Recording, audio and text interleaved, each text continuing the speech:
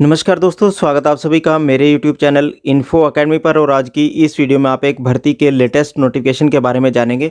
और ये जो भर्ती का लेटेस्ट नोटिफिकेशन आप अपनी वीडियो स्क्रीन पर देख रहे हैं, ये CRPF के द्वारा जारी किया गया है। सेंट्रल रिजर्व पुलिस फोर्स के द्वारा ये वैकेंसीज का नोटिफिकेशन जारी किया गया है, जिसमें ASI steno, assistant sub inspector steno, head constable ministerial staff की ये वैकेंसीज है।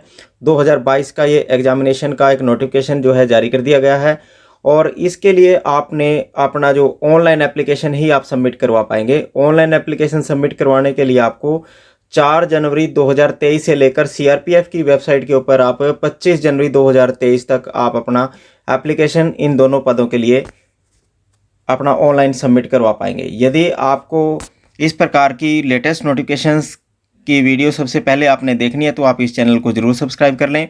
वीडियो को लाइक व शेयर ज़रूर करते रहें ताकि आपको भर्तियों से रिलेटेड हर छोटी बड़ी सूचनाएं इस चैनल के माध्यम से सबसे पहले आपको मिलती रहें। असिस्टेंट सब इंस्पेक्टर स्टेनो और हेड कांस्टेबल मिनिस्ट्रियल स्टाफ की ये वैकेंसी है। असिस्टेंट सब इंस्पेक्टर स्टेनोग्राफर की वैकेंसी है और हेड कांस्टेबल मिनिस्ट्रियल यानी कि एक तरह की LDC की ये वैकेंसी है। और हेड कांस्टेबल मिनिस्ट्रियल के लिए आपको टाइपिंग की स्पीड आपके पास होनी चाहिए और फिजिकल स्टैंडर्ड आपके पास होना चाहिए। इसी प्रकार ASI स्टेनो के लिए आपके पास टाइपिंग और शॉर्ट हैंड की स्पीड आपके पास होगी, तो आप इन असिस्टेंट सब इंस्पेक्टर और हेड कांस्टेबल मिनिस्ट्रियल स्टाफ के लिए अप्लाई कर सकते हैं।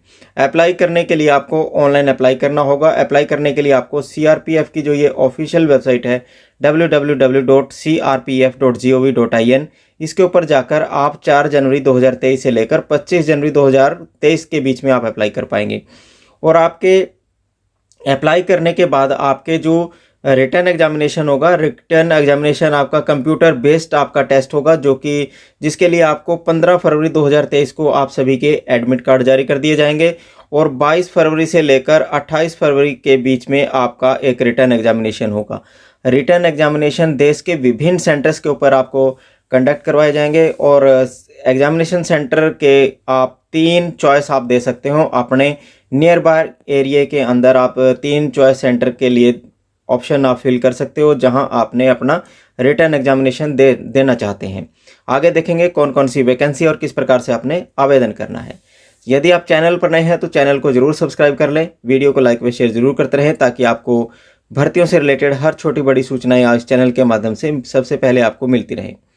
जो रिक्रूटमेंट प्रोसेस होगा इस भर्ती के लिए वो एक बार आप देख लें। रिक्रूटमेंट प्रोसेस की बात करें, सबसे पहले आपका कंप्यूटर बेस्ड टेस्ट होगा, उसके बाद आपका स्किल टेस्ट होगा। स्किल टेस्ट में आपका स्टेनो का टेस्ट और टाइपिंग का टेस्ट होगा। उसके बाद आपका फिजिकली स्टैंडर्ड आपका मापतोल होगा। उसके बाद आपकी डॉक्यूमेंट वेरिफिकेशन, उसके बाद मेडिकल टेस्ट होगा और उसके बाद आपकी ज्वाइनिंग होगी। और इस भर्ती के लिए आपको केवल और केवल ऑनलाइन ही अप्लाई करना पड़ेगा, इसके अलावा कोई अन्य माध्यम नहीं है। वैकेंसीज की डिटेल आपकी वीडियो स्क्रीन पर अब आपको दिखाई पड़ रही होगी।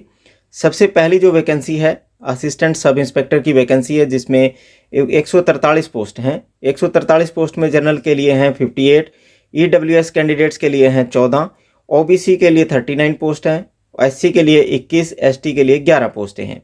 इसी प्रकार हेड कांस्टेबल मिनिस्ट्रियल स्टाफ के लिए, जो कि जिसे आप LDC की पोस्ट भी कह सकते हैं, क्लर्क की पोस्ट है ये CRPF के अंदर हेड कांस्टेबल मिनिस्ट्रियल स्टाफ की, जिसके लिए 1315 पोस्ट कुल हैं। और जनरल के लिए 532 हैं, EWS के लिए 132 पोस्टें हैं, OBC के लिए 355 हैं, SC के लिए 197 और 99 पोस्ट है ST के लिए। ये वैकेंसीज का विवरण था। ये टेंटेटिव वैकेंसीज है, इसको किसी भी स्टेज के ऊपर बढ़ाया या घटाया भी जा सकता है। ये टेंटेटिव वैकेंसीज हैं। और आगे बात करते हैं असिस्टेंट सब इंस्पेक्टर स्टेनो के लिए पे स्केल की। दोनों का पे स्केल में डिफरेंस रहेगा। असिस्टेंट सब इंस्पेक्टर स्टेनो के लिए पे लेवल आपका 5 रहेगा, जिसमें इनिशियल आपकी बेसिक पे रहेगी 29,200 और प्लस यूजुअल अलाउंसेस जो आपको मिलेंगे। हेड कांस्टेबल मिनिस्ट्रियल स्टाफ का पे लेवल 4 रहेगा, 25,500 इसकी बेसिक पे रहेगी।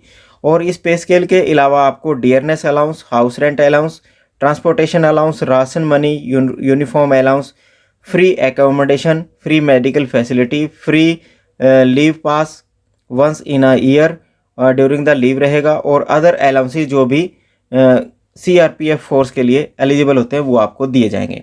ये पे स्केल का भाग था। और अब बात कर लेते हैं आगे एज लिमिट की। एज लिमिट की बात करें, 18 से 25 वर्ष के बीच के जो कैंडिडेट हैं वो अप्लाई कर पाएंगे। जिन कैंडिडेट्स का जन्म 26 जनवरी 1998 से लेकर 25 जनवरी 2005 के बीच का है, वो अप्लाई कर सकते हैं इस भर्ती के लिए, एएसआई स्टेनोग्राफर के लिए और हेड कांस्टेबल मिनिस्ट्रियल स्टाफ के लिए। और ऊपरी आयु सीमा में छूट की बात करें तो एससी एसटी को ऊपरी आयु सीमा में भी छूट प्रदान की जाएगी, और एससी एसटी को जो छूट मिलेगी वो ऊपरी आयु सीमा में 5 वर्ष की छूट प्रदान की जाएगी। ओबीसी के कैंडिडेट्स को 3 वर्ष की ऊपरी आयु सीमा में छूट प्रदान की जाएगी, और जो पहले से सेंट्रल गवर्नमेंट सेवा में हैं वो और 3 साल की उनको रेगुलर सर्विस हो चुकी है तो वो 40 वर्ष तक जनरल के कैंडिडेट अप्लाई कर पाएंगे, और 43 वर्ष तक ओबीसी के कैंडिडेट, 45 वर्ष तक एससी एसटी के कैंडिडेट अप्लाई कर पाएंगे जो ऑलरेडी गवर्नमेंट सेवा में है और इस पद के लिए आप अप्लाई करना चाहते हैं। इस प्रकार से ये एज के अंदर छूट आपको प्रदान की जाएगी।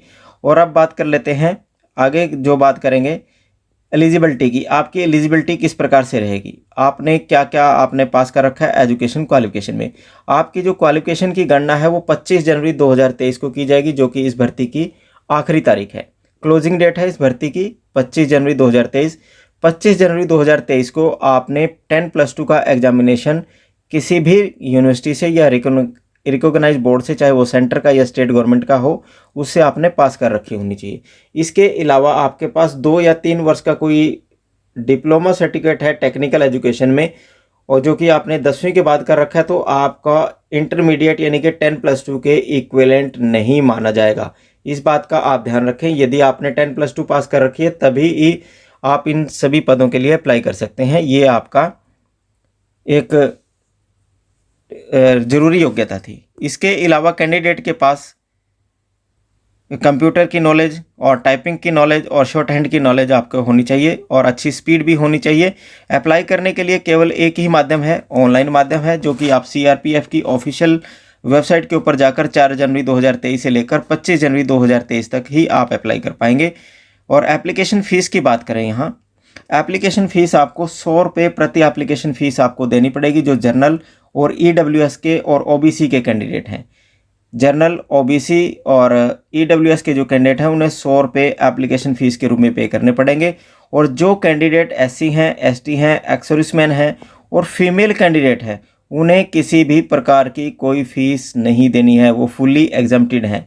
और ये जो फ़ीस है, आपने 100 रुपये जो फ़ीस पे करनी है, 100 रुपये फ़ीस करने के लिए आप ऑनलाइन पे कर सकते हैं, या तो भीम यूपीआई के तहत, नेट बैंकिंग से आप कर सकते हैं, मास्टर कार्ड से कर सकते हैं, माइस्ट्रो रुपे कार्ड से भी आप अपना पे करके इस भर्ती के लिए आप अपनी एप्लीकेशन फ़ीस पे करके अप्लाई कर सकते हैं। अब बात करते हैं सेंटर ऑफ एग्जामिनेशन की। कंप्यूटर बेस्ड जो आपका टेस्ट होगा, रिटर्न एग्जामिनेशन होगा, जिसके लिए आपको 3 optional choice as a test centre आपने भरनी पड़ेगी आप अपनी एप्लीकेशन में। वो सेंटर आप अपने स्टेट के अकॉर्डिंग यहाँ देखकर बता सकते हैं। जैसे मैं यहाँ हरियाणा और हिमाचल का एक एग्जाम्पल आपको देता हूँ। हरियाणा स्टेट में 2 सेंटर बनेंगे, अंबाला और फरीदाबाद में। इसी प्रकार हिमाचल में जो सेंटर बनेंगे बिलासपुर, हमीरपुर, मंडी और नाहन में बनेंगे। इसी प्रकार अलग अलग सेंटर हैं अलग अलग स्टेट के लिए। इस लिस्ट को देखकर आप अपने सेंटर्स का चयन कर सकते हैं। कम से कम आपको 3 सेंटर की आपको चॉइस आपने देनी है। जैसे यहाँ मैं देखूँ, पंजाब के अंदर अमृतसर, बठिंडा, जलंधर, लुधियाना, मोहाली और पटियाला है। इसी प्रकार राजस्थान की बात करें, अजमेर है, बीकानेर है, हनुमानगढ़ है, जयपुर, जोधपुर, कोटा, सीकर है। तो ये सारे सेंटर हैं। इन सेंटर्स में जो आपके नियर बाई सेंटर हैं जहां आप अपना रिटर्न एग्जामिनेशन देना चाहते हैं, वहां के 3 सेंटर आप चॉइस में भर सकते हैं। और इसके बाद आप बात करते हैं कंप्यूटर बेस्ड जो आपका रिटर्न एग्जामिनेशन होगा। रिटर्न जो एग्जामिनेशन आपका होगा 100 ऑब्जेक्टिव टाइप क्वेश्चन का होगा, जिसका 100 मार्क्स का आपका ये क्वेश्चन पेपर होगा, जिसको अटेम्प्ट करने के लिए आपको 1.5 घंटा आपको मिलेगा, यानी कि 90 मिनट आपको इस प्रश्न पत्र को हल करने के लिए आपको समय दिया जाएगा। और बात करते हैं सिलेबस की। जो कंप्यूटर बेस्ड आपका सिलेबस होगा, उस सिलेबस की बात करें, इसमें आपको हिंदी या इंग्लिश लैंग्वेज में से कोई एक आपको लैंग्वेज ऑप्शनल होगी, जिसमें आपके 25 मार्क्स के आपके 25 क्वेश्चन आपको आएंगे। जनरल एप्टीट्यूड में 25 क्वेश्चन आएंगे, जनरल इंटेलिजेंस में भी 25 क्वेश्चन आएंगे, क्वांटिटेटिव एप्टीट्यूड में भी 25 क्वेश्चन आएंगे। कुल मिलाकर ये आपका 100 अंकों का एक रिटर्न एग्जामिनेशन होगा, जो 22 फरवरी से लेकर 28 फरवरी 2023 के मध्य में आपका कंडक्ट करवाया जाएगा। और इस 100 मार्क्स का जो आपका रिटर्न एग्जामिनेशन होगा, उसको हल करने के लिए आपको 90 मिनट का आपको समय दिया जाएगा। और यहाँ आपको एक बात क्लियर कर देते हैं कि ये मल्टीपल चॉइस क्वेश्चन पेपर आपका होगा। और इस क्वेश्चन पेपर में आपकी नेगेटिव मार्किंग रहेगी आपकी 0.25 मार्क्स की नेगेटिव मार्किंग आपको यहाँ देखने को मिलेगी। और आपको तो इससे बचना है आपने नेगेटिव मार्किंग से। इसके बाद जो स्किल टेस्ट होगा, जो रिटन एग्जामिनेशन में क्वालिफाई कर लेंगे, जो शॉर्ट हैंड का आपका स्किल टेस्ट होगा वो केवल ASI स्टेनोग्राफर के लिए होगा। और टाइपिंग का जो टेस्ट होगा वो केवल हेड कांस्टेबल मिनिस्ट्रियल स्टाफ के लिए आपका कंडक्ट कराया जाएगा।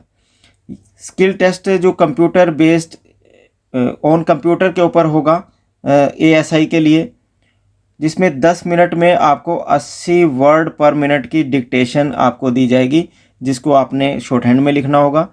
और उसके बाद कांस्टेबल मिनिस्ट्रियल स्टाफ के लिए आपका एक टाइपिंग टेस्ट होगा। इंग्लिश टाइपिंग का जो टेस्ट होगा वो 35 शब्द प्रति मिनट की स्पीड से आपको कंप्यूटर के ऊपर क्वालिफाई करना होगा, या आप हिंदी में टाइपिंग टेस्ट दे सकते हैं जो आपको 30 शब्द प्रति मिनट के हिसाब से कंप्यूटर के ऊपर क्वालिफाई करना होगा।